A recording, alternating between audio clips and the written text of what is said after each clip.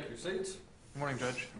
Good morning. We have a clerk en route. So sometimes when you specially set something that's not normally heard on this week on my docket, something falls through the cracks on that end. But we'll have the clerk in tow by time that we would need the clerk to take exhibits into evidence, whatever we need to do.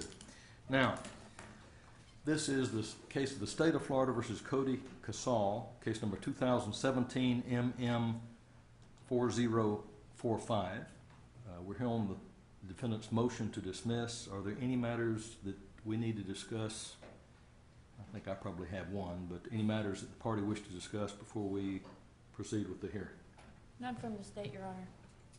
None from the defense, Your Honor. Okay.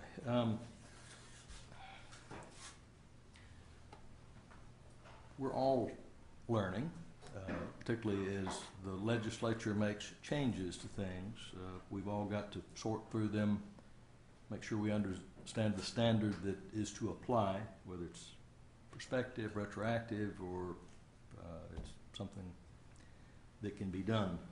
But anyhow, the court wants to make sure that I want to make sure I follow what the Supreme Court would require as a trial judge. Same time, I'm also very conscious and respectful of the legislature's role. I want to make sure that I've given both parties enough time to brief the issue that I had asked for information on, because I certainly don't intend to cut anybody short. I've read what you, both of your offices have filed. Did either one of you need any other time to make sure that you had set forth the best argument for your position? I think what I wrote was not necessarily going to be any better with time, but I would like to, be heard today. I'm not sure if you meant that we were going to cut the hearing. No, I'll certainly give you an opportunity to be heard. And what I want to do is, before we get to a point where I make a ruling, I want to make sure that I've been fair to both sides to give them an opportunity to do any research they needed to make any argument they needed to, so that you both have that opportunity. And I'll be happy to hear from both of you today on the issue. So if you wish to have more time, when we conclude today, I will basically take the ruling under advisement and give each of you whatever time you thought needed, if you thought any more was needed. All right. Here's where I'm at. I know some of the circuit judges in the Second Judicial Circuit who would be appellate judges to me. They wouldn't all necessarily be assigned anything that I did or didn't do, but there's a process for that. I had wanted to find out if a circuit judge had ruled on the effective July 1, 2017 change to Chapter 766, in particular 766.032, the fourth subsection that was added. And what I'm told through the staff attorneys and the process that was followed is none of the circuit judges have ruled squarely on this issue. Some of the circuit judges have ruled on a different argument regarding constitutionality, and in particular, I'm not looking at it right now, but I think it would be an Article 9 question as opposed to Article 2 and Article 5 questions. So what I'm told, at least through the court process, is there is no precedent that at least has been issued by a circuit court so far. So I always hate to be the guy that's the guinea pig, but maybe that's where we all find ourselves. I do know from an order that Judge Lewis, Terry Lewis, issued recently, and it might have been as recently as end of last week. I've got a copy of it here. I've got a stack of documents. I've done quite a lot of reading on this, as well as having read the memorandums that both of your offices filed and the cases and citations of authorities that you had filed. But Judge Lewis, different constitutional argument, acknowledged in his order that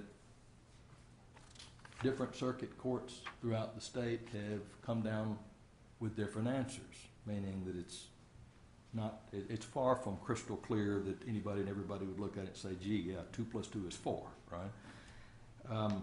And what Judge Lewis did in his situation is he made a ruling But he also told both sides, I want each of you to present the case as if both standards apply, meaning that for the defendant, Mr. Gagliardi, I want you to present the case as if the standard will be the defendant has the burden on the preponderance of the evidence to prove entitlement to immunity. But at the same time, I want to make sure that the state addresses the case in a way that if the burden is correctly on the it shifts to the state upon a prima facie raising of a claim of self-defense, that the state has made its effort to prove by clear and convincing evidence, the heightened standard, that Mr. Casal is not entitled to the immunity.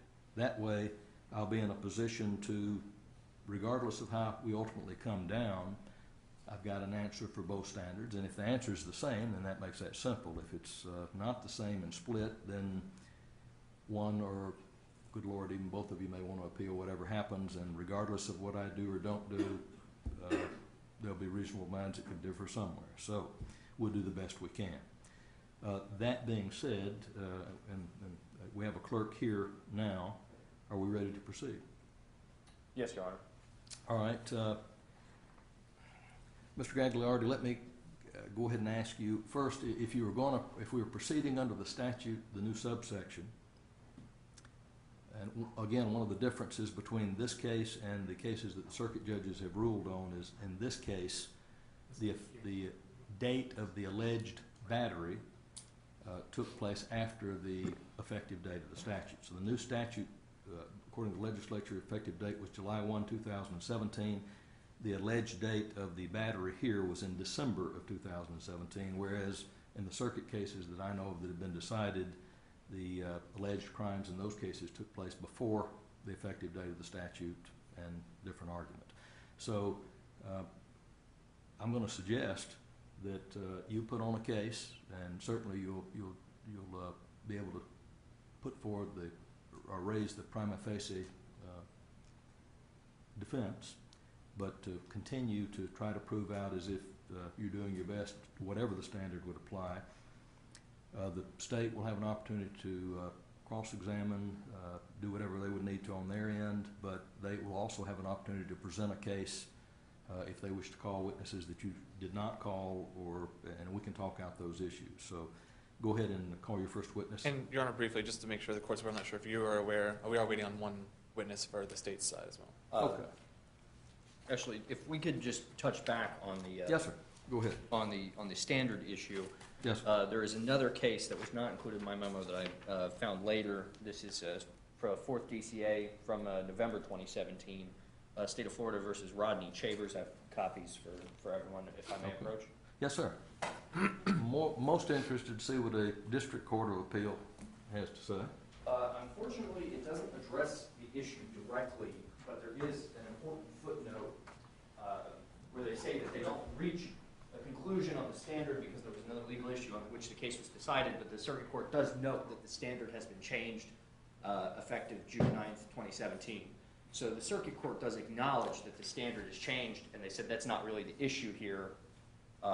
They do try to dance around it, but they acknowledge that it changed, which is more or less the same thing that happened in the circuit court here, where Judge Fitzpatrick, in the order I attached, he says that it's not retroactive, which is what more or less most of the courts in Florida have been holding, is that it's not retroactive. Well, if it's a procedural change, it has to be retroactive, and if it's procedural, it's unconstitutional. But if it's not retroactive, then the reverse must be true, that it's a substantive law, and you have to apply the new standard. This happened well after the legislature changed the law. My memo was very clear that legislators themselves have come out and said, no, this was the intent all along. This is what we always wanted the law to be. Well, with due respect to the legislature, I understand that. And bicameralism, meaning civics lessons, right? Doesn't matter what a representative or a committee or the lawyer on a committee thinks what something meant, because that's not what each House or Senate passed. So what is the plain language of the statute? So I understand what the quoted representative and senator intended, what they thought about it. But if it's practice and procedure, they don't have the power to do that, and really it's going to be the Supreme Court ultimately, I would imagine, that's going to tell us whether it was or whether it wasn't, or for that matter, whether the Supreme Court says they couldn't do it the way they did it, but we coincidentally adopt what they did, and therefore, trial judges, this is the practice and procedure to follow. So, yeah, I'm not deciding that, but at this stage, but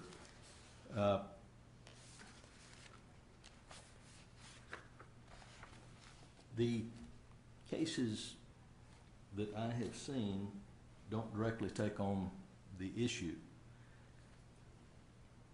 So if the argument wasn't made and that wasn't the argument that was decided, then it may be persuasive, but it's certainly not controlling on that end. What I'm looking for is ultimately the answer to the question is it procedural practice and procedure or substantive law for the legislature to substitute a showing for a standard of proof and then shift to the other party the burden of proving a negative on a heightened standard of proof, where the other cases, other immunity cases that I have read, other affirmative defense cases I have read, there is at least a minimum standard of evidence that the person who is making a confession and avoidance has to meet. So you're getting into some due process issues that, and you know, there's some cases out there that there's not a bunch of them, and I think I quoted in my memorandum or the amended order, one justice said, trying to figure out the difference between substance and procedures is the twilight zone. You know, Rod Taylor, right? It's so it's not the easiest thing. It's not the clearest thing. And as soon as you think you figured it out, there'll be some other case that throws you a new wrinkle. But I'm kind of where I am on this State versus Chavers, 230 Southern 3rd, 35. I'll read it more fully when on private time as opposed to with everybody here. But unless it directly answers the question on it, and if it does, I don't. It's not like I have a vested interest what the answer is. I just want to make sure that I'm doing what I'm supposed to under the law, and if nothing else, perhaps somebody will clarify it so that people like me know what it is that we're supposed to do with some certainty. Your Honor, if I may be heard on that subject. Yes. I understand where you're coming from, and given the real absence of anything saying that it shouldn't be this way, I would think that the sort of interpretation here should be to do what the legislature said. And then further, that would be consistent with what Judge Fitzpatrick had ruled in this case, and he didn't have a written order, but in State versus Maurice Peterson, that was a standard ground I did with another attorney. He ruled the same way, but didn't give a written order. But since he is repeatedly ruling that it's not retroactive, the argument that it's procedural starts to fall apart. Well, I've got 2 Supreme Court cases and 1 Second District Court of Appeal case that says procedure, burden of proof is procedure. I've got at least 1 standard of proof case where the court decided, you know, after the fact, we're going to announce now that this is the standard of proof that should be applied to these types of cases where a parent's right to parent their children is at stake. All right, so again, this is a quagmire, but with nobody directly addressing the issue, it being an argument or an issue under on different constitutional grounds, pointing to different articles and different sections of the Florida Constitution, and armed with 4 cases that would seem to lean towards this being practice and procedure as opposed to substance, the whole issue of what the legislature wants versus what the legislature can do is what ultimately has got to be decided. So, anything further? Yes, there was one other case. Unfortunately, I only have a single copy, but it's going to be Henderson versus Antonacci. It's a Florida Supreme Court case from 1952. I've actually read that case. Yes. Go ahead. Give The us relevant a portion being, however, the question of constitutionality of these sections was not presented to the court and therefore should not have been decided by it. It is a fundamental rule that questions which are not presented to the court and which do not necessarily inhere in those questions which are presented cannot be decided by the court. This issue was, the issue of the standard was never objected to by the state. It was never even really a consideration of what the standard would be until Your Honor issued the order asking about it. And I would argue that since the state didn't object to the standard, in fact, on the date which the hearing was originally supposed to be held, nothing had been filed otherwise. But we were prepared to proceed under the new standard, as when I filed the motion for this hearing, I argued that that was the standard and there was no objection raised then by the state. So I'd argue that it would be improper for the court to say now, sua sponte, is this law constitutional without an objection being raised from the state? All right, Ms. Hall, call any response?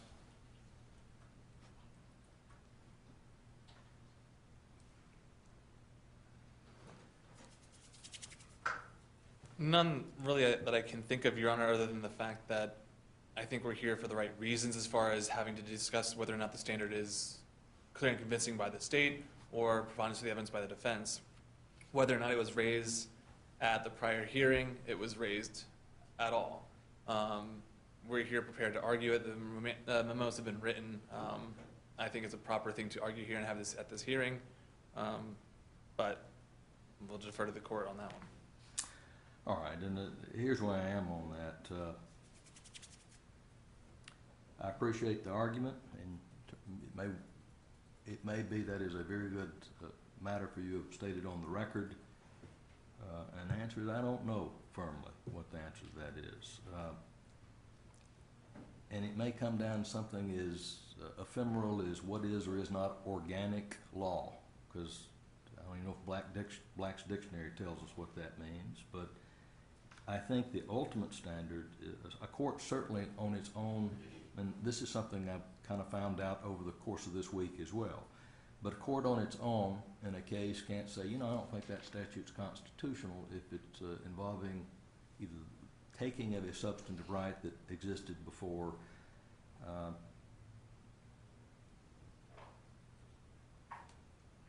But generally those are rights between parties.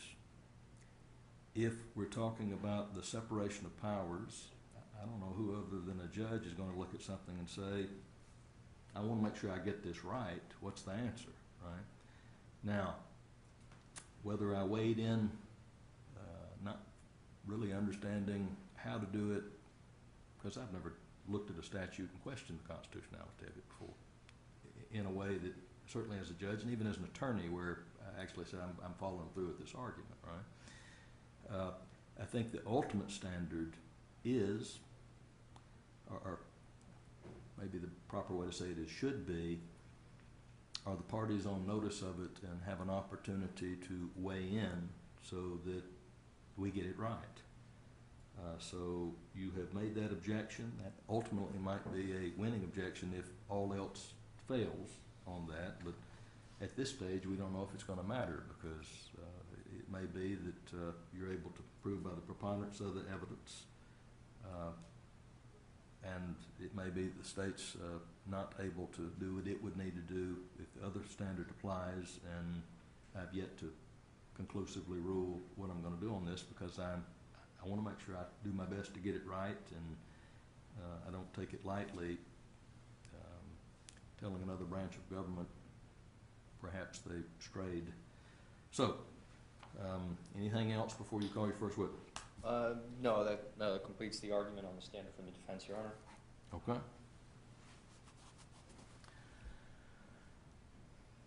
And I think the bailiff told me that at least one of the law enforcement officers that the state has coming to the case is en route, and I don't know when he or she will be here, but let's not waste time in the interim. So, go ahead. Also, Your Honor, I'd like to invoke the rule. Okay. The rule of sequestration, if there is anyone who is a witness in this case, this hearing, or at least told you might be a witness in the case. Unless you're the person that is giving testimony at the time, you'll have to leave the courtroom. You'll be called back in when it is time for you to testify. After you have testified, if both sides agree that you won't be called back, I'll release you to go on about your business. If that means going to the house or the office or whatever, you can do that. If, out of curiosity, you wish to stay to find out what happens, you'll be entitled to do that. And at that point, you'd be able to sit in the galley where you are right now to hear either other witnesses or whatever transpired.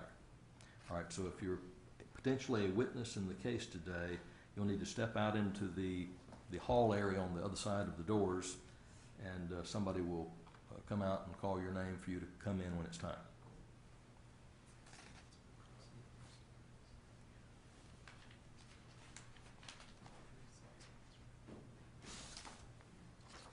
Your Honor, one of the state's witnesses, yeah, will need to leave as well.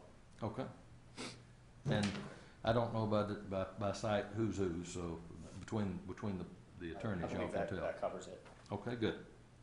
Your Honor, the defense would like to call Cody Kassah. Okay.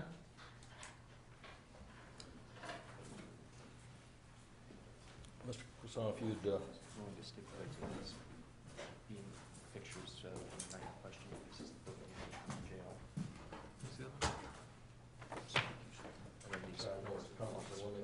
face me if you would, raise your right hand as best you can. Do you swear affirm the testimony you give at this case will be the truth and nothing but the truth, so help you God? Yes, sir, I do. Very good. You take your seat, and counsel, you can inquire when you're ready.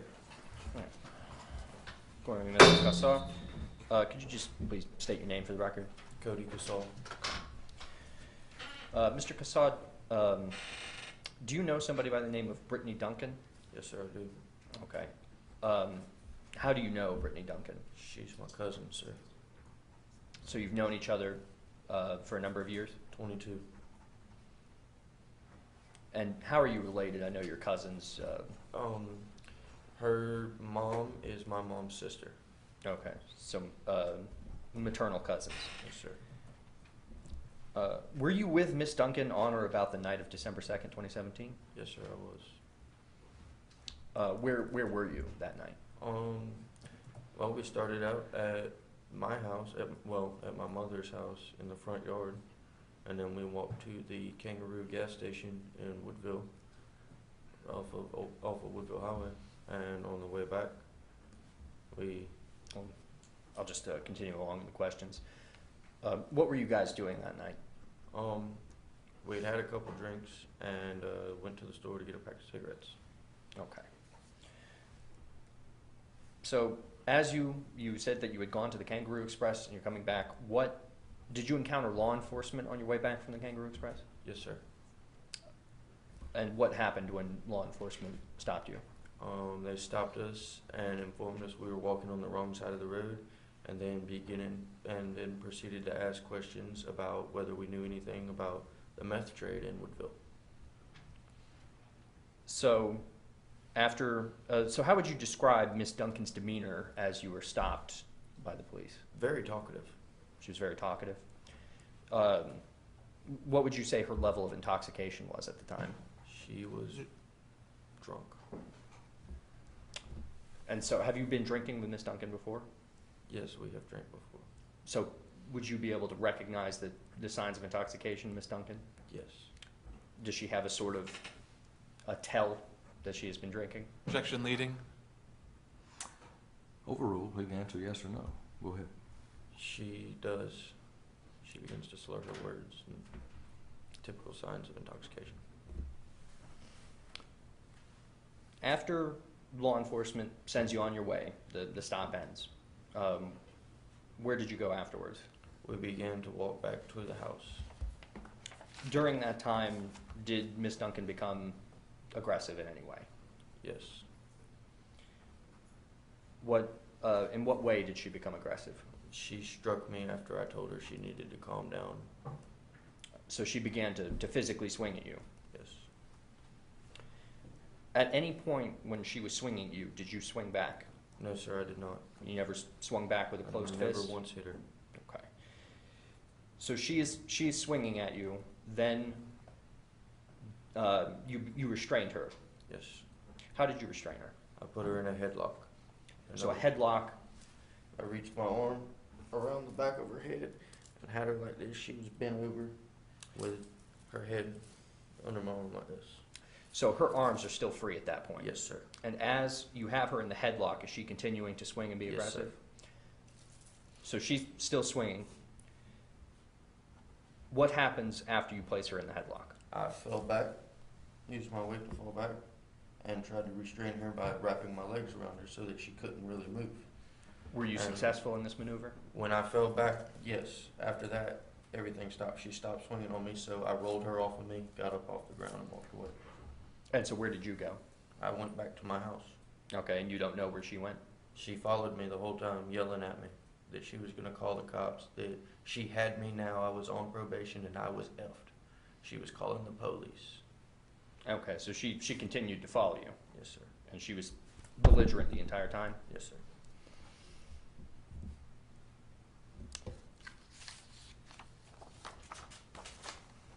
See if I remember my procedure here. Your Honor, the state has stipulated to a number of photographs as being the photographs that the deputy took that night. Cody, would you recognize photos of yourself from that night? Yes, sir, I would. All right. Your Honor, may I approach? Yes.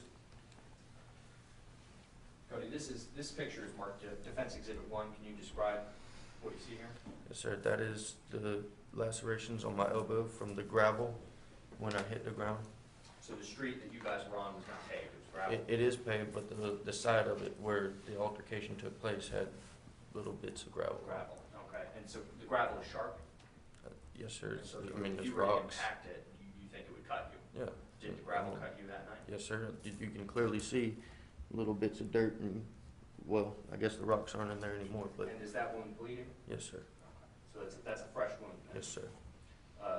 Your Honor, if I may, Defense Exhibit 1. Yes.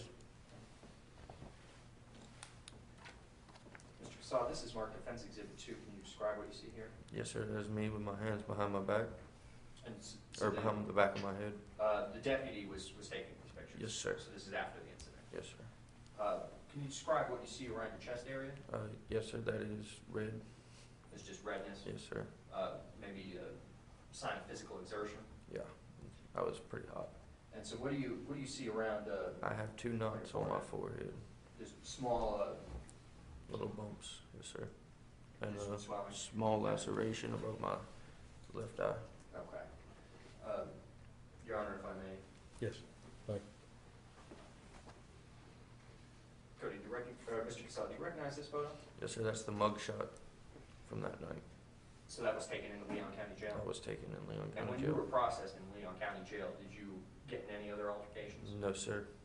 I sat in a holding cell by myself most of the night. The guards treated you right? Yes, sir. No other fights with any other inmates? Yes, sir. Can you describe what you see around your eyes and on your forehead? I have swelling around my left eye, and the knot is still there over the right side of my forehead, and the laceration is still on the left side of my forehead. Your Honor, if I may. Yes. Thank you.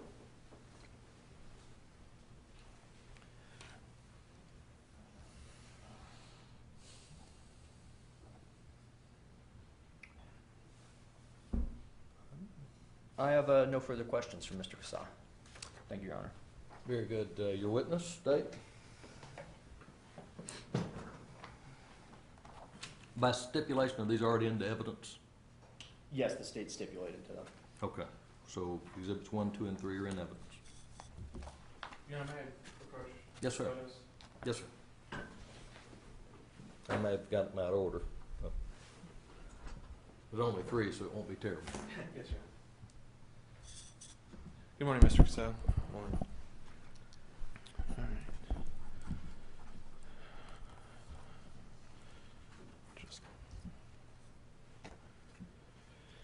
So you're walking back to your mother's house with Miss Duncan, and on the way there, you and Miss Duncan were arguing.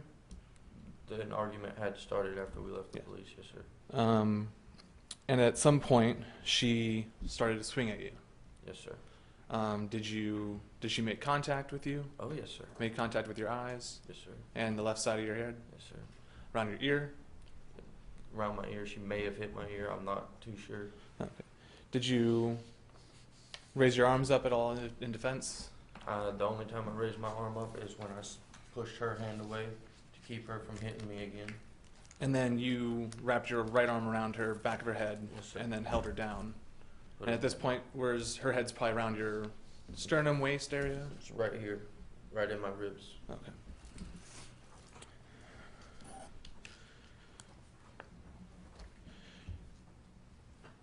You told the officers that night that she punched you in both eyes, is that correct? She punched me in both eyes, yes, sir. Okay.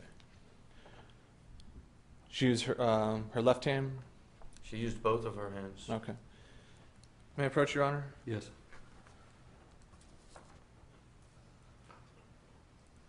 Showing the witnesses when Defense's Exhibit 2.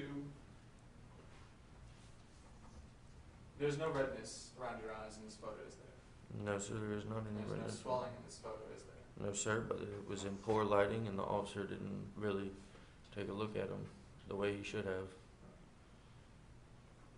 This argument altercation, this took place around 1 a.m., a little after perhaps?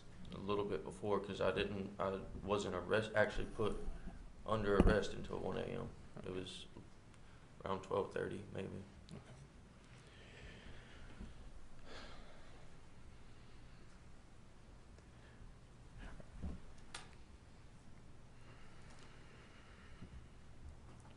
Now you didn't, to stop her from swinging, you wrapped her, again, to go over it, you wrapped your right arm around her neck and held her down below you. Objection asked and answered. Overruled, it's cross-examination. Go ahead. And then, but you didn't push her away. No, sir. You didn't swing back. No, sir.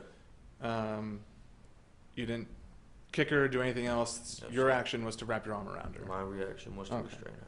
Yes, sir. And at that point, you used your weight to fall down to the ground Yes, sir. and then wrap your legs around her and hold her there. Yes, sir. And that was to hopefully calm her down. It's just to keep her from hitting me. Okay. That was my only goal. So to keep her from hitting her. Whether she was calm or not, was to keep me from getting any more hurt. Okay, so to keep you from getting any more hurt, your choice was then to get closer to her, wrap her into you, and then drag her to the ground and hold her against I did you. not drag her to the ground. You dropped your weight and pulled her to the ground. Yes. Okay. And that was to prevent yourself from getting any more hurt than before. Yes, sir. Okay. To keep her from punching me in the face anymore. I don't like getting hit in the face, sir. Okay. You didn't call 911 that night. You didn't call the police. Yes, sir. I And didn't feel then- the need to. But they arrived anyway. Yes, sir. And you talked to the police? Yes, sir. Did they ask you what happened that evening? Yes, sir. And you told them everything you've told them here today? Yes, sir. Okay. And they took these photos of you that are already in evidence. Yes, sir. Did they ask you at that point to write a sworn statement Yes, sir. and you decided not to? Yes, sir. Is that because you wanted to change your story at some point in case the Objection. factor- What's the objection? Speculation. Well, from that standpoint, he's asking him, so on that basis, overruled. Do you have another objection? Irrelevant and prejudicial.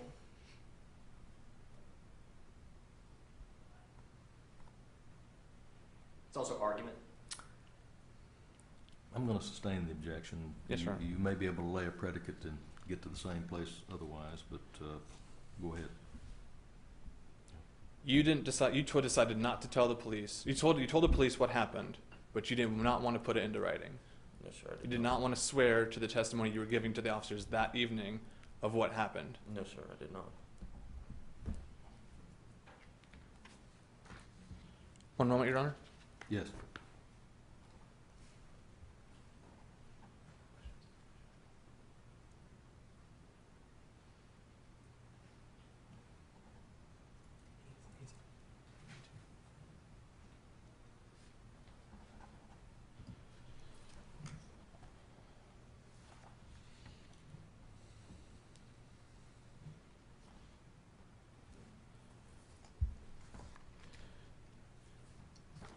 May I approach one more time, Your Honor? Yes.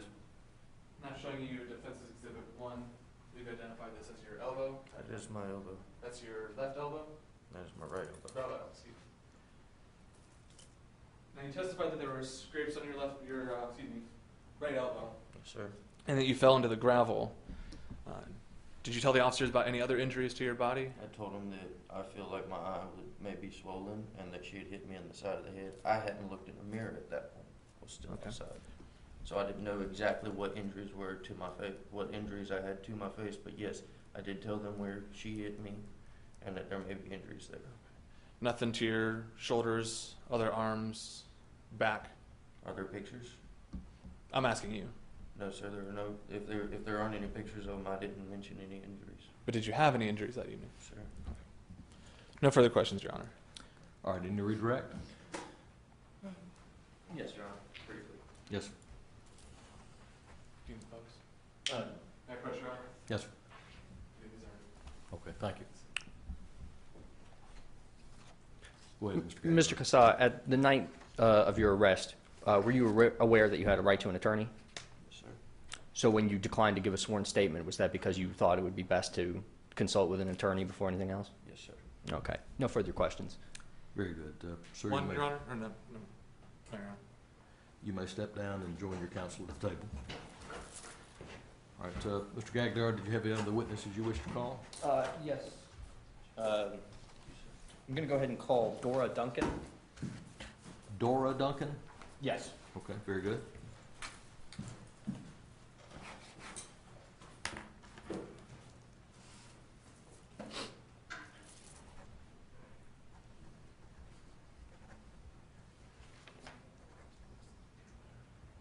Miss,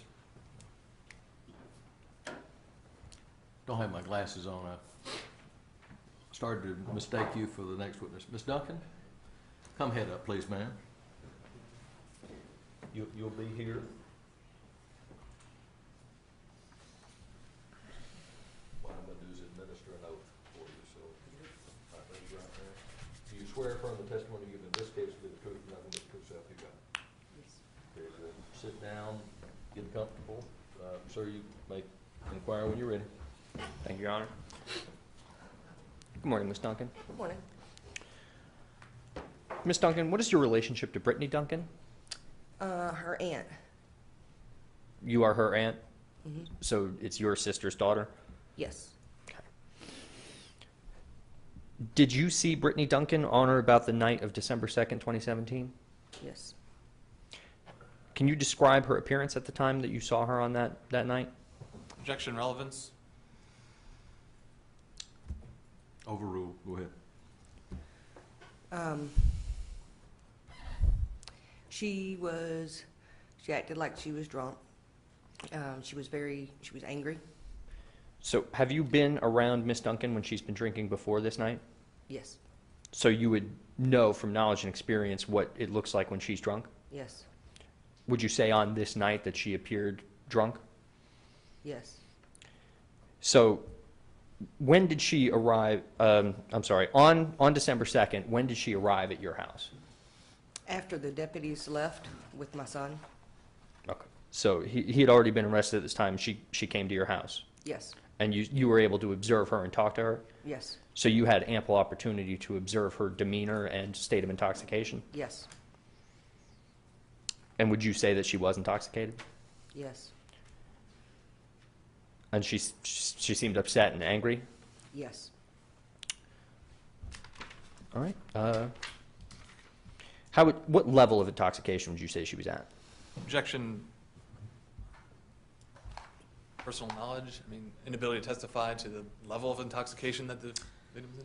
All right, I'm going to sustain the objection as to that, but you may certainly inquire what she observed that might give Okay. the same indication. Was her speech coherent? Yes.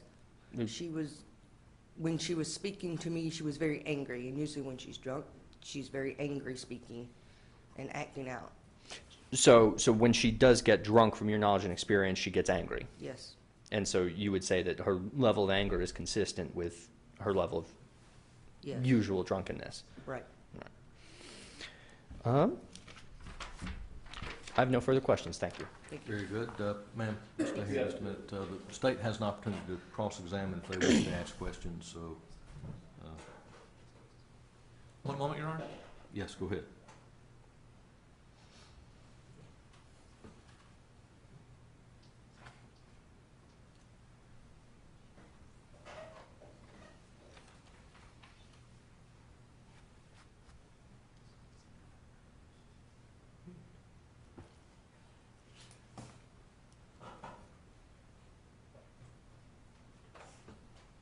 Good morning. Morning. Okay, so you saw the defendant and the victim on the night that this incident occurred? Yes. And did you see her swing or do anything towards the defendant? No. So you weren't there to see any of that? No. And the defendant is your son? Yes. So do you have a vested interest in how this turns out? Nope. They both get what they get. But he's your son. So if you do wrong, then you get punished for it. That's how it should be. Yeah, but you didn't see her do anything towards him at all? No. Did she seem angry or upset or anything? Yes. Which one? She seemed angry. She was mad. And how did he seem? He was telling me to be calm. Mom, just relax. It's okay. He sounded like he was in the right mind. And did you observe any injuries to your son? Nope. It was dark out there. Okay. No further questions, Your Honor. All right, any redirect? No, Your Honor. Ms. Duncan, you may step down. Now, if this witness is released, you're free to stay in. Any possibility of a recall? No, Your Honor. All right, same with the state? She can be released, Your Honor. All right, ma'am, you're free to remain if you wish. You can also leave if you wish.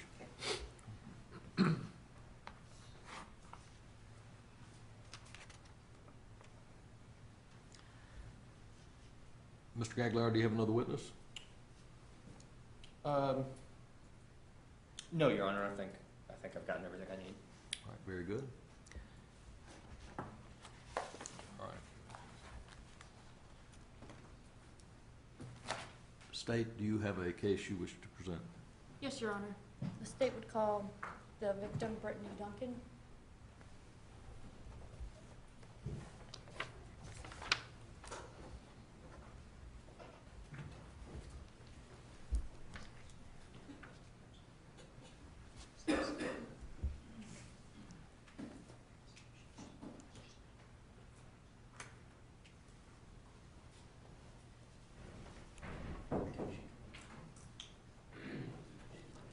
One moment, Your Honor. Ms. Duncan's in the restroom. Okay.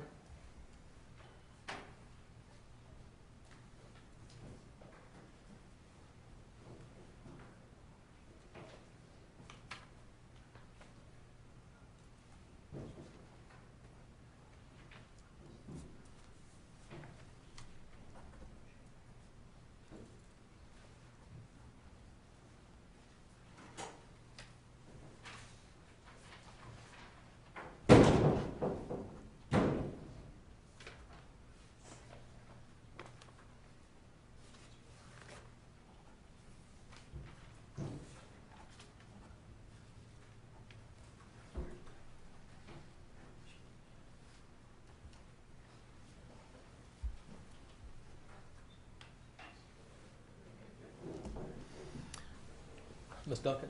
Not Ms. Duncan, Miss, Yes, Your Honor, it's Ms. Duncan. it is Ms. Duncan, okay, very good. Come right here. If you'll face me, raise your right hand and take an oath. Do you swear from the testimony you give in this case will be the truth, nothing but the truth, so help you God? So help me God. Very good. Take a seat, and, Ms. Call, you may ask when you're ready. And just 1 second, Your Honor. Go ahead.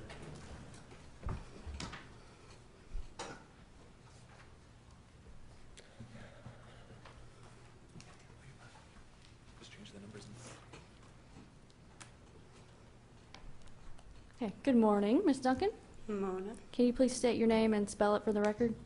Brittany Duncan, Brittany Duncan. Thank you. Mm-hmm. Okay, and are you familiar with the defendant? Yes. Mr. Cody Casso? And how long have you known him? My whole life. And how do you know him? Cousins. Are you first cousins? First cousins. Okay. And is he present in the courtroom this morning? Yes. Can you identify him by an article of clothing? Orange. Thank you. And do you remember the night of December 2nd, 2017? Not really, but I remember most of it, yes. Okay. And can you tell me what happened and what all you remember from that night? From what I remember, we were walking to go get some beers. We were already drinking prior to all this. We walked up Elgin. I guess we were walking on the wrong side of the road whenever we got stopped.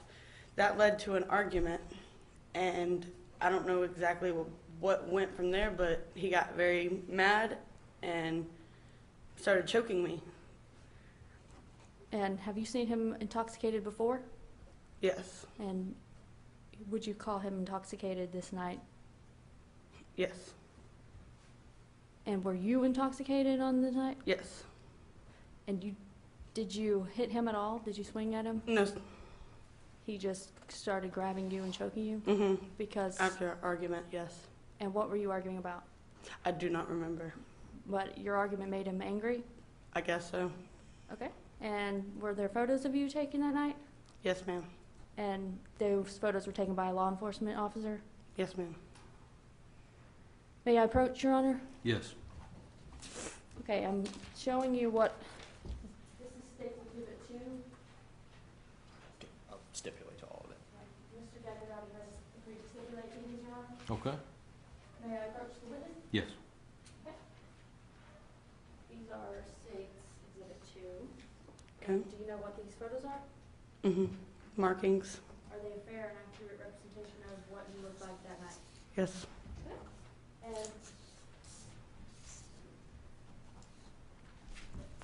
can you describe what you see in the pictures? Markings around my neck, red markings. And where did you get those From his hands. injuries? So the injuries are from the defendant coming into contact with you? Yes. And did you hit him first? No, ma'am. And you didn't hit him first. Did he have any reason to think that you were going to hit him at all? Mm-mm. Were you doing any threatening gestures or provoking him at any way? Besides the argument that I don't But remember. you didn't come towards him and try to hit him or anything Mm-mm. like that? No, ma'am. May I approach, Your Honor? Yes.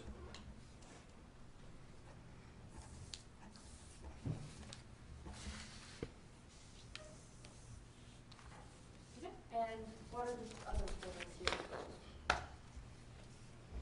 The other ones are of a little bit of blood on the toilet paper from where I had coughed up. You coughed up blood because He had choked me, yes. and what's the other picture of the bathroom? I'm not even sure what that is. I can't really tell. Okay. And moving on to the other photos of the ground there. Mm-hmm. Where they found credit cards How did and your car get on the ground? whenever I got choked to the ground. Was the law enforcement officer when you were there? Yes.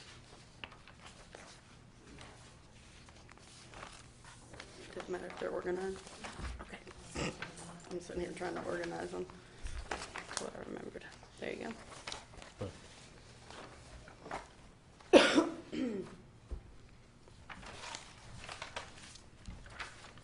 I have no further questions, Your Honor. Very good. Cross-examination? Yes, Your Honor. Morning, Ms. Duncan. Morning.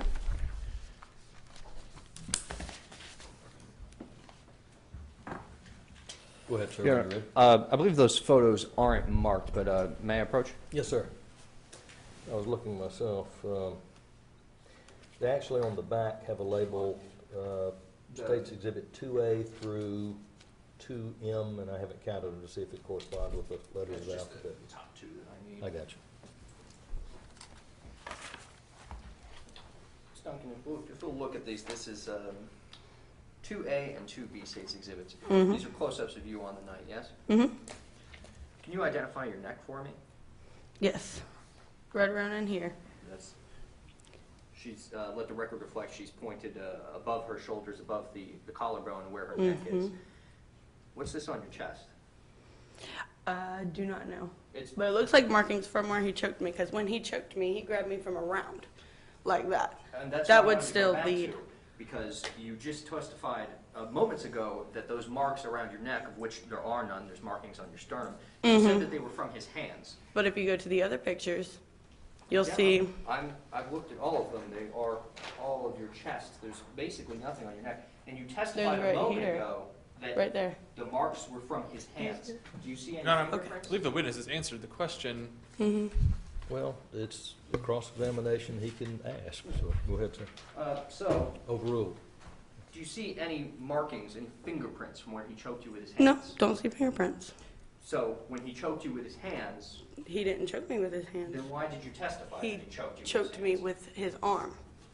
Okay, so you're changing your story. No, for I once. was drinking. That's what I'm trying to get past everything. So you were drinking so that Both you're... of us were drinking. We Okay. were both drunk, intoxicated. But for the record, you were asked, there were markings around my neck from his hands. You said from my hands, or from his hands, I'm sorry.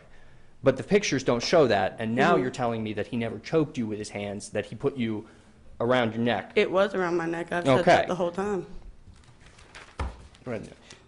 So, if it was around your neck, why do the photos show only redness and markings around your chest? They don't It choke showed some... more around my neck, too. Your Honor, if I may approach with the photos again. You can, go ahead. No, thank you. I don't anticipate any further need for them.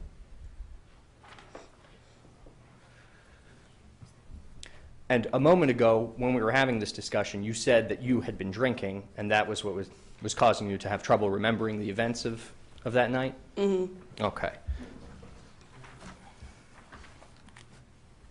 And so, he grabbed you from behind. Mm-hmm. That's what you're attesting to now is that he grabbed you from behind. Did he throw you That down? was what was on the statement in the first place. Didn't ask you what was on the statement. He grabbed you from behind, then he threw you. Mm-hmm. That's what you No, told he the took me police. to the ground. He didn't throw me anywhere.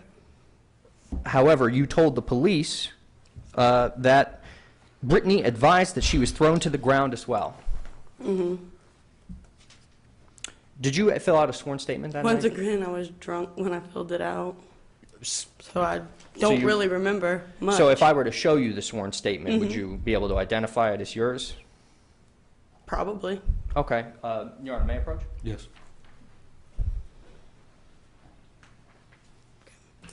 Ms. Duncan, what have I put in front of you? The statement. Okay, so this is the sworn statement from your night, from that night? I don't even remember writing this.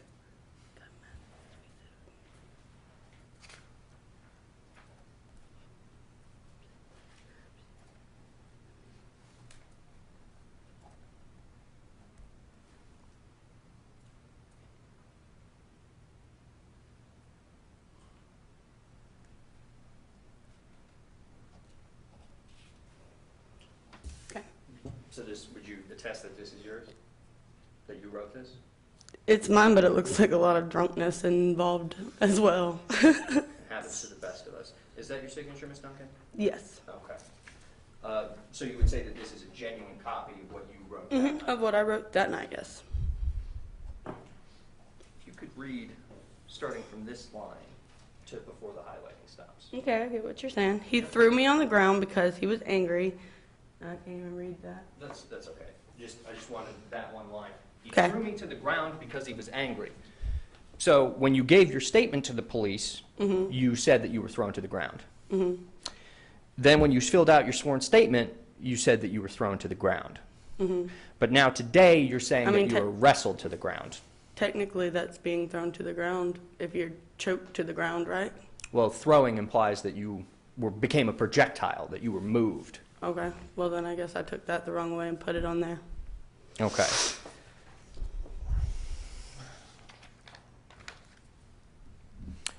The street that you guys were on, it was paved? It Yes. was paved. Was there gravel on the sides of it? No, there's grass. There's only grass, there's no gravel. Okay, but the surface is paved. Yes. Okay. Elgin Lane. And it's asphalt?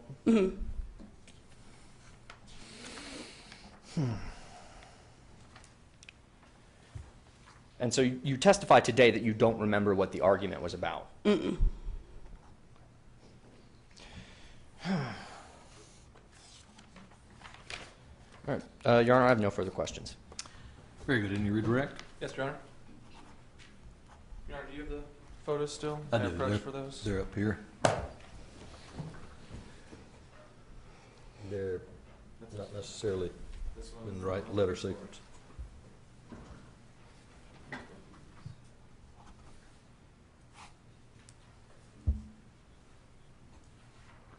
I'm now showing you, and it's been marked and introduced, I believe, into evidence as 2C and 2D. Mhm. 2C will be on your left, 2D on your right. Okay. Now that on your chest, there's some redness there, is that right? Mhm. Above that, do you see any redness? Yes. Okay. Right in there. And what is that you're pointing to right there? My neck.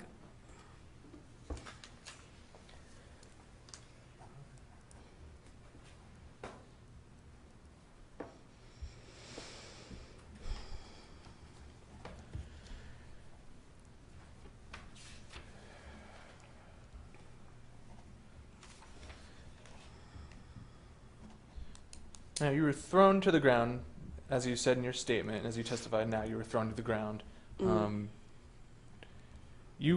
And there's some confusion about whether or not you were thrown, whether or not you were wrestled, but you were brought to the ground that evening Yes. by the defendant. Yes.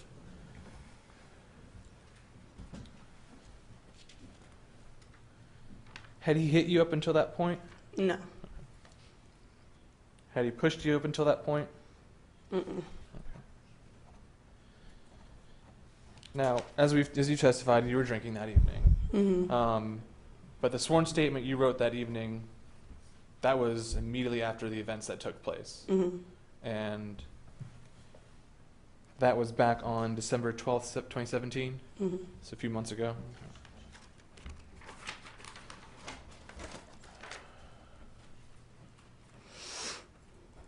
And just to clarify, when he wrapped his arms around you, it was with his arm, and you had his elbow was where your neck was. Is that Mhm. correct? Okay.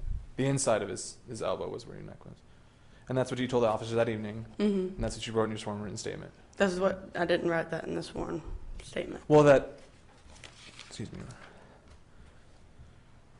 But you wrote that he threw you into the ground that evening. That's what you wrote. You wrote Yeah. that in the statement. And these are all things that happened just after Yeah.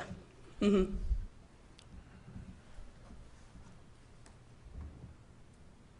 No further questions, Your Honor. Very good. Is this witness released? Yes, Your Honor. Okay. The state. Okay, ma'am, you're certainly free to stay, but you're also free to go about your business. Okay. Thank All right.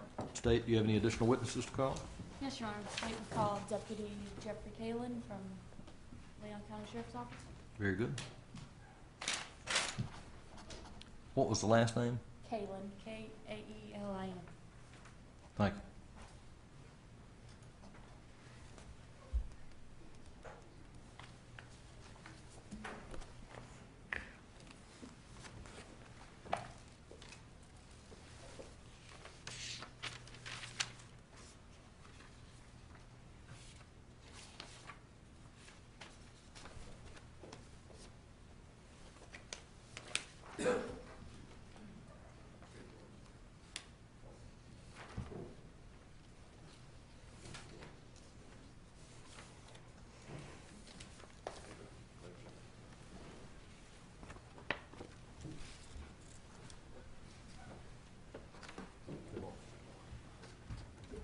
Do you swear or affirm the testimony you give in this case to be the truth and nothing but the true self you got? I do. Very good.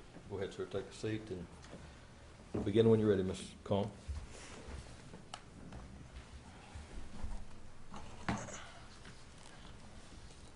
Good morning, Deputy. Morning. Can you please state your name and spell it for the record? I'm Deputy Jeffrey Kalin, Gelffrey, last name Kalin, Kaelin, And where are you employed? the Leon County Sheriff's Office. How long have you been employed there? In a full-time capacity, approximately 9 months. And how long have you been in law enforcement? I did a year volunteering prior to being full-time, so about a year and a half to 2 years.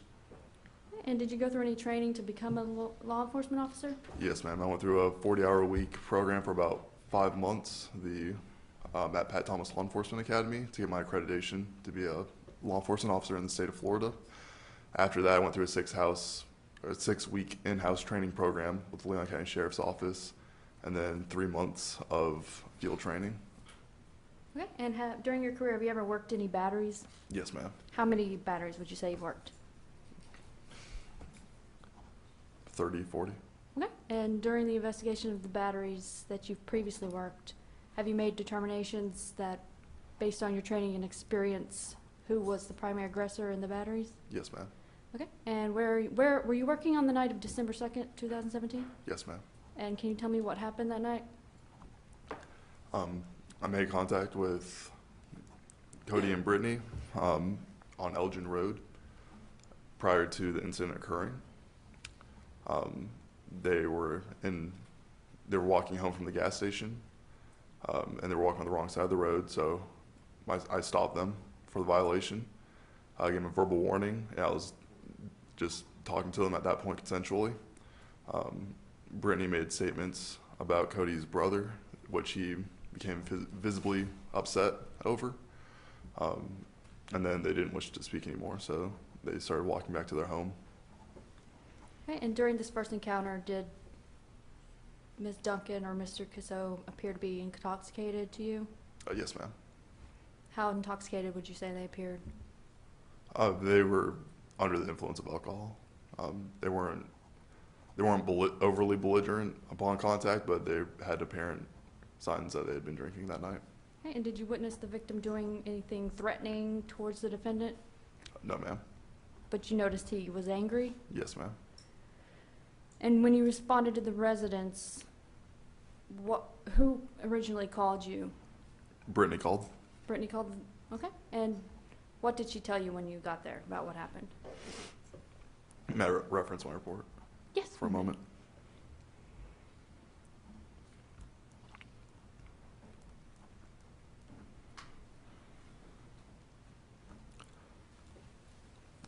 Brittany stated that she and Cody got into an argument over the prior incident, over her referencing her brother's drug usage to law enforcement, or her stepbrother, I believe. On the way back to their house, Brittany stated that Cody put her in a sleeper hold, walked up behind her and put her in a sleeper hold, and they eventually went to the ground during the fight.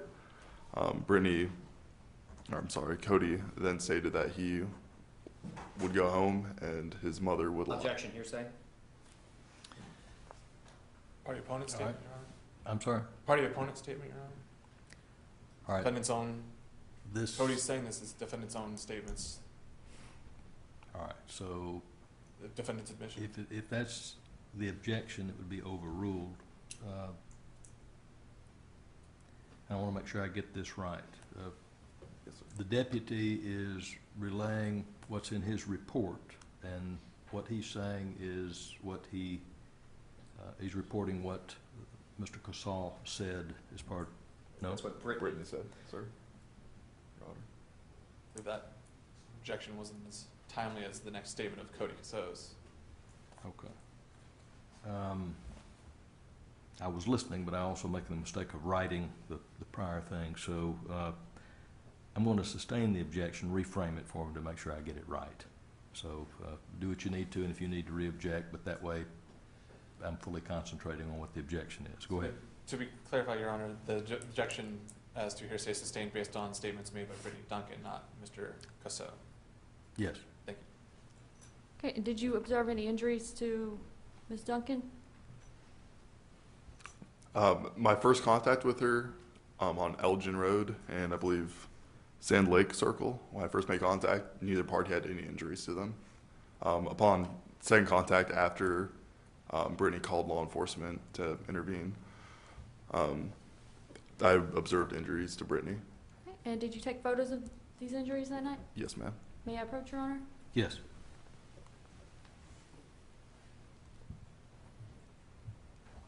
These are State's Exhibit 2. If you would like to take a look at these and tell me what you see in the pictures. Are those a fair and accurate representation of the scene that night that you witnessed? Yes, ma'am, so far. And what do you see on Brittany? I see swelling some redness on Brittany's chest.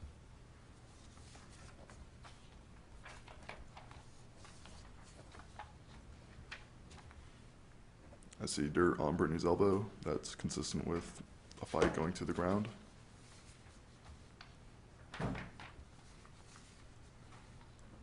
And red marks on her knees.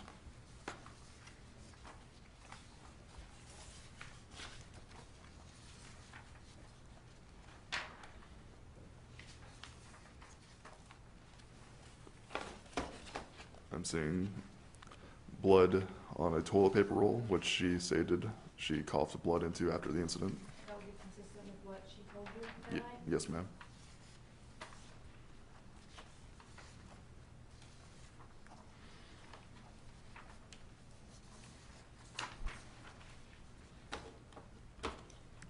These are cards that are on the ground, which she stated occurred after Cody threw cards from her purse or wallet onto the ground during the incident. And a little blood droplet on the ground, which she stated she coughed up on the tile floor. So I'm showing you Defense Exhibit 1. Can you please tell me what you see in this picture?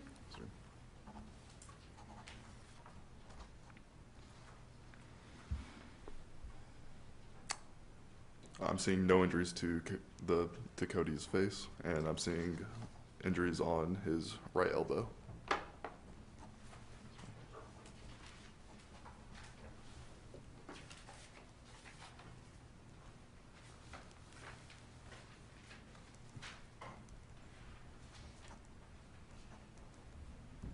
Okay, and did you ask Mr. Casso to provide you with a sworn written statement on this night? Yes, ma'am. And what was his response? He didn't wish to provide a written statement. And how did you determine who was the primary aggressor in this situation? Based on Brittany's injuries being consistent with her statements of what occurred, and Cody's statements stating that he got punched 3 times in the face, 1 in each eye and once in the ear. And I didn't observe any physical injuries that were consistent with his statement. I determined him to be the primary aggressor in the incident. Okay. And would you recognize Mr. Casso if you were to see him again? Yes, ma'am. Is he present in this courtroom today? Yes, ma'am. Can you identify him by an article of clothing? Yes, ma'am. He's wearing the orange shirt. Okay. Thank you. I have no further questions, Your Honor. Very good cross-examination. Yes. Still technically morning, so good morning, Deputy Kalin. Good morning, sir. I want to talk about something you wrote in your report. It says that, I see the phrase rear naked choke. You mixed martial arts fan? Yes, sir. Okay, because that's a specific term from jiu-jitsu, right? A rear naked choke. Yes, sir. Let me ask you something. The training and experience that you have, has it made you infallible? Can you rephrase the question, sure? Your training and experience, has it made you infallible in determining who the primary aggressor is? No. Is it possible you made a mistake? Yes, sir. Okay.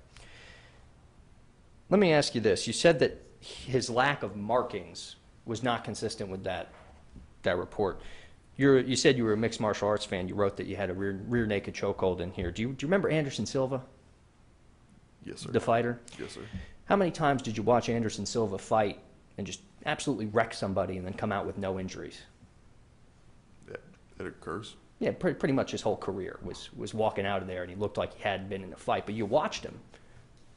Did you not? Yes, sir. Okay. So it's possible in your with your knowledge and training and experience, it's possible that she was put into a rear headlock. I think the MMA term would be a guillotine hold. And she was punching at him and slapping at him, but he just didn't mark up. Is that possible? It's possible. Okay. Just one more thing, if may take a moment here. May I continue with that, sir? I'm sorry, say again? May I expound on that statement? I didn't ask you to, so I'm going to go ahead and politely decline. The road that they're on, Elgin, that's paved, right? Yes, sir. Okay. So you said she had dirt on her elbows. Does she have any marking from the blacktop?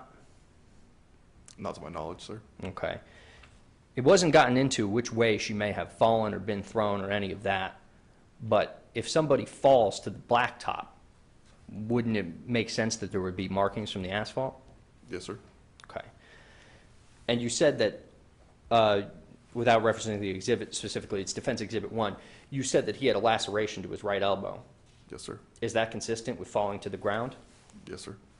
So if somebody were hypothetically in a guillotine choke and fell backward, where would the cut or laceration be when they hit the asphalt? On the elbow. Okay.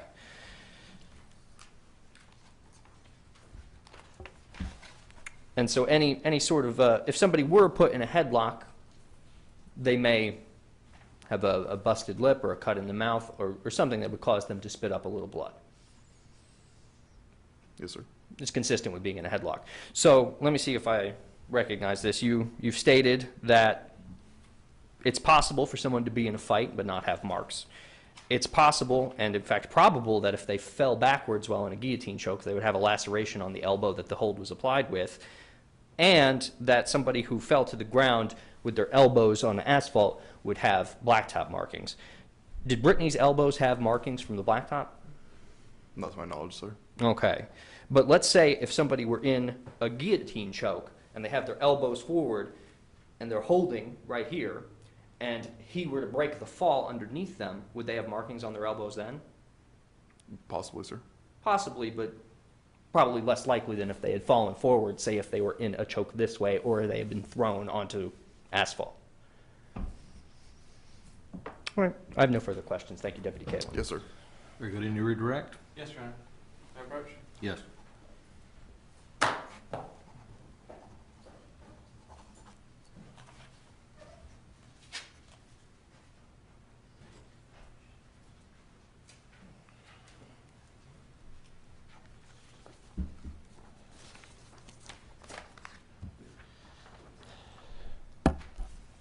Receiving no injuries, you said it was possible. Possible being an event that could occur. You want to expound? You wanted to expound upon that earlier. You said it was possible. How possible? Well, what I wanted to expound upon was he stated that. Objection, speculation? I mean, the whole question was speculative, Your Honor, about possibility of. Well, I'm going to sustain the objection. You Yes, may Your be Honor. able to lay the predicate otherwise. Go ahead.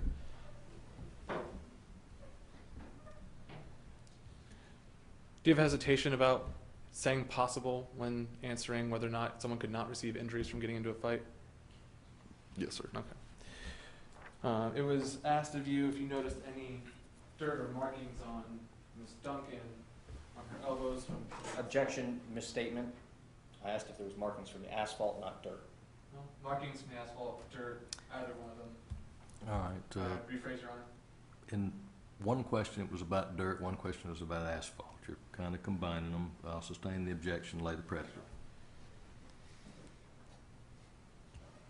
You took photos of the victim that evening, is that correct? Yes, sir. Okay. I'm now showing you it's been marked as State's Exhibit 2G. Do you recognize this photo? Yes, sir. What is this a photo of? Of Brittany's elbows.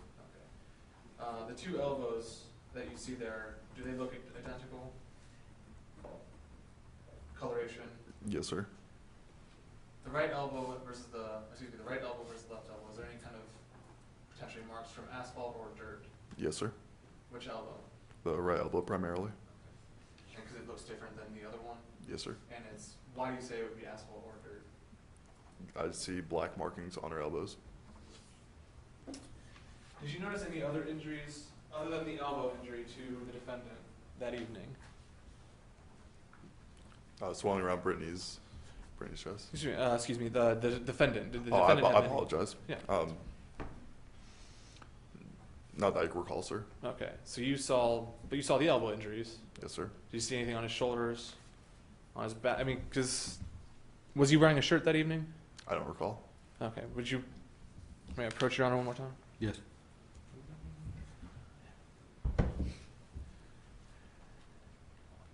When you first made contact with him, was the defendant? Do you remember if the defendant was wearing a shirt? I don't believe so. Okay.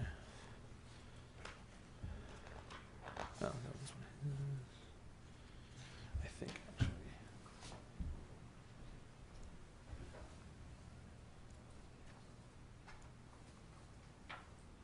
I'm not showing you as defendant's exhibit 1. Is the defendant wearing a shirt in that photo? No, sir. Okay.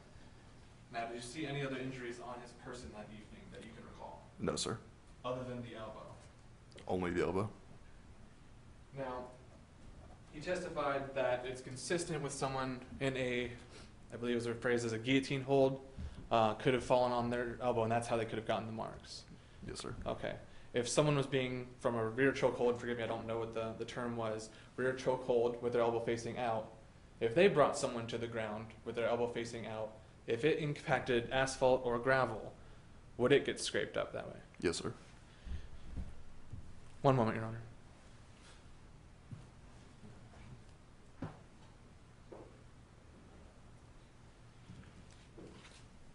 No further questions, Your Honor. Very good. May I this approach witness- the Yes. photos? May this witness be released. Yes, Your Honor. All right, you may go about your business. If you're curious, you may stay. Thank you, sir.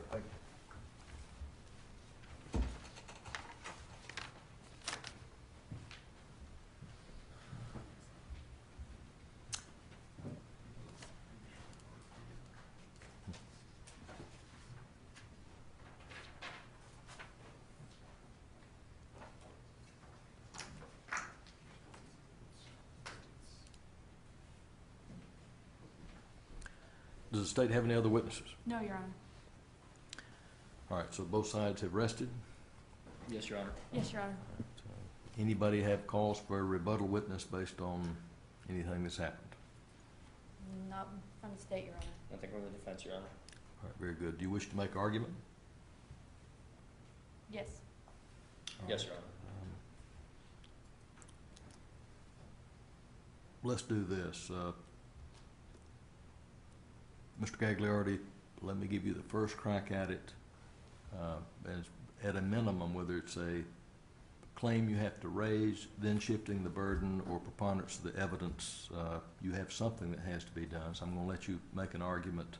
The state make their argument, and if you need a minute to rebut, I'll give you that opportunity. Your Honor, I think this is, what I'm going to say is going to apply regardless of what standard it is. I'm trying to keep it as neutral as Yes. possible.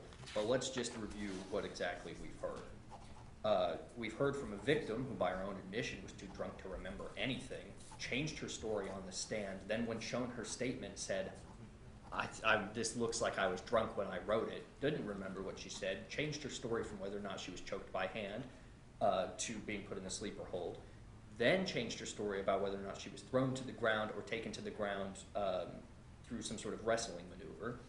The deputy, who testified that he didn't see any injuries to Mr. Kassaw, which when you look at the photos, there's plainly some sort of marking. He admitted that, one, he's not infallible when it comes to this sort of thing. Two, that he spent a considerable amount of time watching MMA superstars fight each other and then come out without a single mark. But think about it. If you ever watched a Floyd Mayweather boxing match, you can watch him fight for 36 minutes and he's not going to leave with a welt. Just because Miss Duncan was ineffective in her aggression doesn't mean it wasn't there.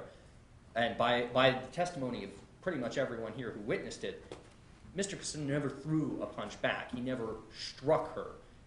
His story is consistent. And then there was a specific moment during Miss Duncan's testimony or Mr. Kassaw's testimony, where the state argued that, oh, so to get away from being punched, you moved in closer. Well, that's exactly what you do. Punches do damage at the end of the punch. If you get in close, she has no room to swing her arms. She can't generate any leverage. That's where you go to end a fight. If he turns his back and walks away, he's just going to continue getting punched in the back of the head. So he did what any reasonable person would do to try and end the fight. He wrapped her up, he took her to the ground, and then let her go the moment she stopped swinging. And that's when the fight ends. His injuries are consistent with this account. He has a laceration to his elbow, which is consistent with having fallen back. If, as Miss Duncan postulates, they had fallen forward, she would have fallen forward with a 150-pound man on her back into asphalt, and all she's got is, what, a little bit of dirt? No lacerations, nothing? There's no bruising or redness around any of the ligatures in her neck. It's only around her chest, and frankly, the redness on her chest is identical to the redness on the chest you see in Mr. Kassaw's pictures. It's consistent with about a 5-minute span of cardio activity. It's redness. She's flushed. There's no bruising or marking of any kind. It's all consistent with one story. A woman got drunk, got aggressive, tried to punch a man, got wrapped up and got taken to the ground and then was released when she stopped swinging. I think under either standard, be it the burden of the state or my burden, it's been proven. His version of events is entirely consistent with the injuries and markings to both parties. The state's witness, the deputy, more or less admitted as such, saying that it was possible, though he hesitated briefly on whether or not it was probable. But the evidence is not whether or not something was more likely to happen that way.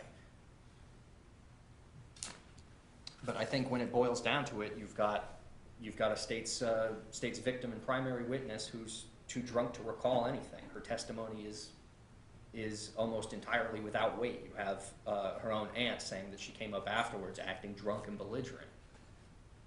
It's a fairly consistent theme. The state's deputy also said that both parties seemed intoxicated. Mr. Cassell testified to the state of her intoxication, and she herself admitted that she was too drunk to remember authoring her statement.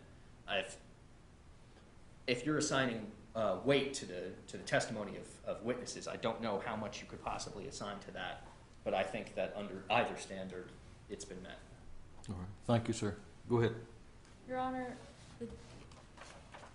the deputy who testified has testified that he's worked many batteries before, that the victim had swelling on her chest. He didn't notice any flushing or anything like that when he saw her the first time.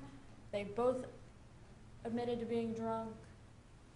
Her story was consistent with what he witnessed there, and there were no injuries to Mr. Cassell whatsoever. If he got punched in the face, that's not reflected on his face at all. He has no injuries except for the injury to his elbow, which is consistent with the victim's statement that he brought her to the ground. She has dirt on both her knees and her elbows, and a chest swelling and redness consistent with what she said the defendant did to her. I think that by the burden that's on the state, that we've met our burden based on the testimony here. All right. Your Honor, may I add to that? Go ahead. I want to also draw attention to the fact that I'm not sure if we're able to the facts alleged in the motion. We have Mr. Cassell arguing that there was deflecting and parrying. He testified that she straight up punched him in the eyes and the side of the head. Nothing about parrying. I asked those directly to him. Did you try to defend yourself with your arms, raise up your arms, push, anything like that? Nothing. We also have her flailing wildly in an attempt to free herself, which then caused Mr. Cassell to fall backwards. Inconsistencies with what he testified to the motion that's alleged.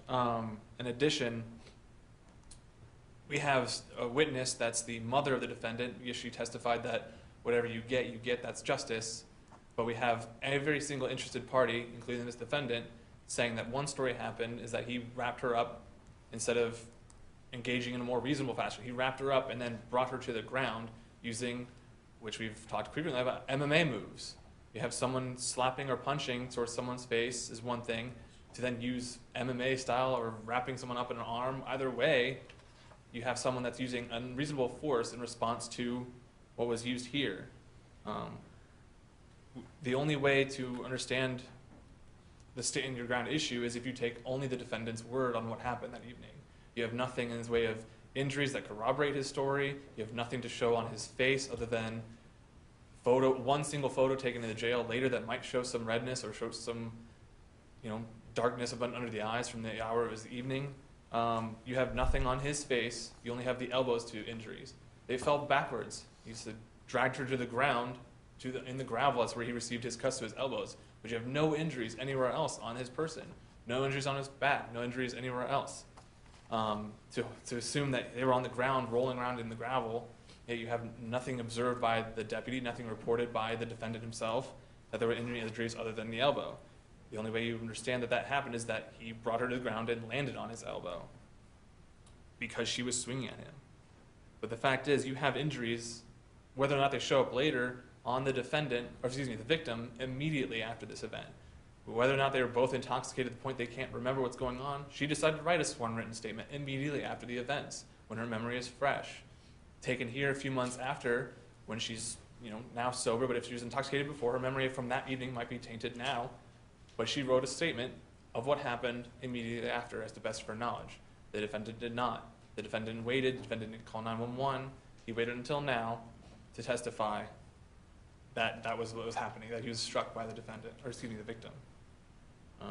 As far as preponderance of the evidence, I believe you've heard testimony today that most of the evidence is against against his using self-defense here, that he stood his ground in the face of being swung at or punched at. As far as clear and convincing, all the other testimony goes directly towards the fact that what was being done was all the defendant's acts.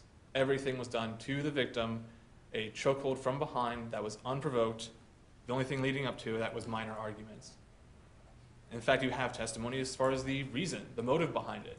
She might have been insulting his stepbrother, alleging drug use, infuriating the defendant, then to reach up behind her when they're both drinking, choke her out, which is corroborated by the blood later seen, and drag her or throw her to the ground. Whether or not she understood which terminology to use between throwing or dragging, we have that statement. She was thrown to the ground. So I believe both, they don't have the preponderance of evidence here, and if they do, clear and convincingly, we have the evidence that shows this was instigated by the deputy's testimony that the primary aggressor was the defendant here. All right, thank you. Mr. Gagliardi, anything you wish to say further? Yeah, just that everything that's been stated so far is consistent with a short and angry incident of drunken confusion, and that the injuries do match up with his version of events, and that her injuries, what little she has, don't match up. And in fact, the state, in their closing argument, has pretty much ceded the point that it was self-defense, just that his use of force was unreasonable compared to her use of force. So that's not part of the standard for stand your ground. It's not like he applied lethal force. The state has said that his use of force was unreasonable, which concedes that it was self-defense, but that it was unreasonable use of force in proportion to what she was putting out. But that's not the standard stand your ground. The standard is, was he in a place where he was legally allowed to be? Was he being attacked? Does he have the right to defend himself? He did. He used no more force than was necessary, and noted through the testimony is that as soon as she stopped swinging and being aggressive, she was let go and then called the police. One statement, Your Honor. Only if we believe the defendant that he was being attacked. And the testimony from the victim, she did not take a swing at him, she did not punch him. The only person saying that she did that, reasoning, and we're not conceding that he used reasonable force in relation to her force, we're saying that if he used force to that, it was unreasonable. But we're also saying that their force was not responsive to any type of fear towards her, aggression towards him, or attacking with physical force. Here's what I'm going to do. I'm going to do like a jury would do. I've observed the witnesses. I have heard them. I've made notes. I typically do. I'm going to endeavor to rule on this quickly. It's not going to be on the spot. What I'm going to do is I'm going to go back through, and I have a lot of experience, more so as a trial lawyer, but a lot of civil cases where doing bench trials, I've got to determine if the grade weight of the evidence does one thing or another, or because if the defendant has proven by the grade weight of the evidence, I'll never have to get to the next question, on either standard he would prevail, right? Without announcing what I'm doing, I'm just saying I'm not going to get to any constitutional arguments unless I'm left with nothing else. So we got to see how it sorts itself out. My timeline, this next week I am duty judge. Depending on how busy I am kept, first appearances, preparation for that, and warrants walking through in between the interruptions of that, and that's my duty, so I'm not complaining about that. I'll be putting this together. I expect to have an order out to you this coming week. All right. Thank you, the people who did come in willingly or not, whether you're under subpoena or not, to be here. I do take everybody as having been in good faith. There are different standards and levels that were involved. So law enforcement had a probable cause determination to make. That is the standard. Everybody was under oath in the testimony they gave. I have the state's exhibits and the defense exhibits. They're in evidence by agreement, and we'll give you a ruling just as soon as I'm able to. Thank you. Thank you, Your Honor.